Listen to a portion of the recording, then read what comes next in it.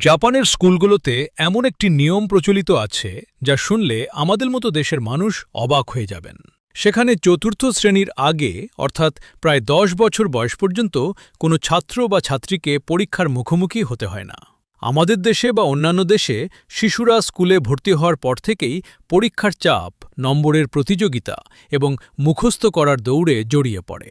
কিন্তু জাপানের শিক্ষা ব্যবস্থা সম্পূর্ণ আলাদা। কারণ তারা মনে করে শিশুর প্রথম ৩টি বছর হল তার ভবিষ্যৎ চরিত্র গঠনের মূল ভিত্তি।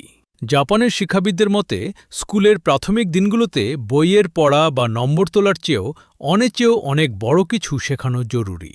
এই সময়টাতে তারা শিশুদের মধ্যে শিষ্টাচার, শ্রদ্ধাবোধ, সহমর্মিতা এবং আত্মবিশ্বাসের মতো গুণাবলী তৈরি করার উপর জোর দেন।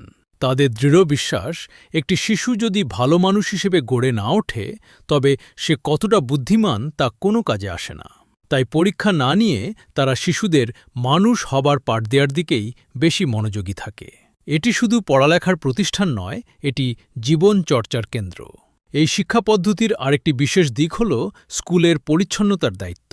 জাপানের স্কুলগুলোতে সাধারণত কোনো কর্মচারী নিয়োগ করা হয় না যারা ক্লাসরুম বা করিডোর পরিষ্কার করবে। এই দায়িত্বটি সম্পূর্ণ ছাত্রদের ওপরই থাকে। ছাত্ররাই নিজেরা দল বেঁধে স্কুলের মেঝে, ক্লাসরুম, এমনকি টয়লেটও পরিষ্কার করে।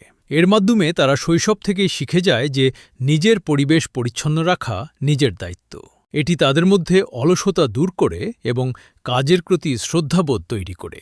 অন্যের পরিশ্রমের মূল্য দেয়া তারা এখান থেকেই শেখে। এছাড়াও জাপানের স্কুলগুলোতে টিফিন বা মধ্যাহ্নভোজনের সময় ছাত্রদের খাবার পরিবেশনের কাজটিও তারাই করে।